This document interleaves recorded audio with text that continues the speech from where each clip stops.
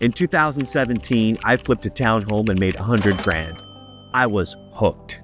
Over the years, I've flipped everything from condos to multi-million-dollar homes, even office, industrial, and retail properties. But a couple of years ago, the market shifted, and I realized something. I didn't want to have to keep working for every dollar. I wanted to build something that paid me while I slept. Hey, I'm Matt. I've been in real estate for 15 years. First as a broker helping others buy and sell over $100 million in deals, and more recently as an owner-operator myself. I've transacted on everything from industrial to office to multifamily, more recently self-storage. I first got started flipping homes in August of 2017. It was a 3-bedroom, 2.5-bath townhouse in a starter neighborhood here in Aliso Viejo, California. And I walked away with $100,000.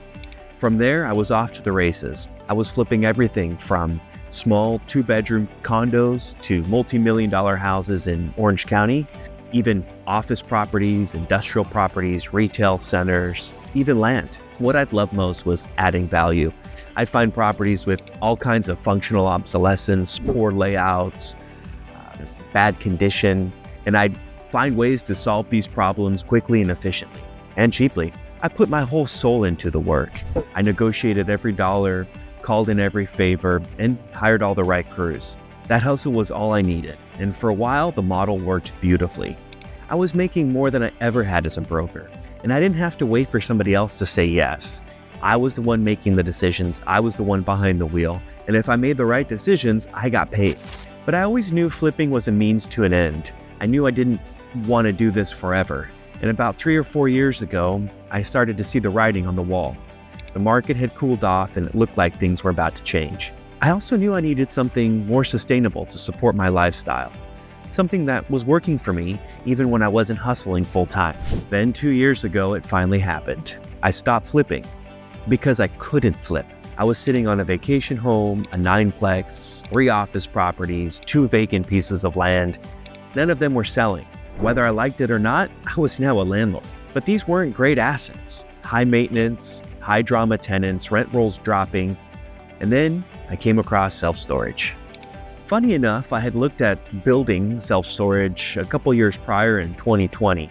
We bought a house in Joshua Tree during COVID and had planned to rent it out on a short-term basis. We ended up buying the furniture, staged it, and decided that we were gonna try and offer it for sale.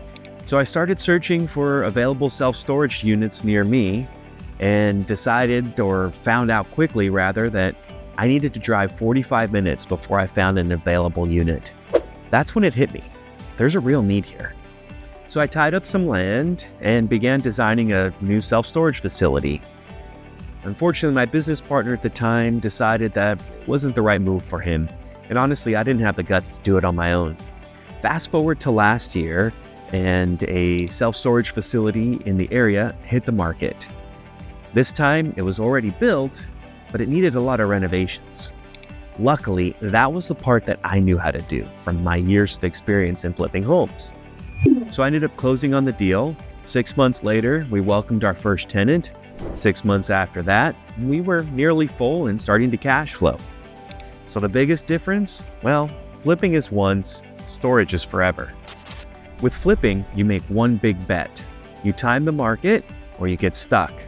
You design the property right or you lose money. With storage, you make hundreds of small decisions. You can test pricing, track demand in real time, adjust on the fly. It's flexible, data-driven, and forgiving. In flipping, there's no real allegiance. If you hate your contractor, fine, just fire him or hire a different one next time. In self-storage, you're building long-term relationships with managers, tenants. You're in it for the long haul. And most importantly, with storage, you're building long-term income, not simple one-time pops. The cash flow is real and reliable. There are still mom-and-pop operators out there still living in the 1990s with no website, no systems, no marketing. That's where the opportunity lies. The asset class is still young. Unlike multifamily, you can still buy high-quality, high-performing assets in good markets as a local investor and still find ways to add value. And in the long term, the whole market is consolidating. Smaller operators like me are buying from owners, and bigger funds are buying from us. And that means higher valuations, better efficiencies, and stronger returns. If you're still flipping, keep at it. But start looking for a self-storage deal that pencils. Treat it like a flip. Find a good deal, add value, but hold on to this one. Instead of selling it, try to refinance it and keep it in your portfolio. You'll end up getting the equity and the cash flow. The double dip. With that same $1 million that might earn you only $50,000 a year in multifamily, with storage, I can add $200,000 in annual revenues because I bought it right, added the value, and held it for the long term. For my investors who followed me on my flips, this is the natural evolution.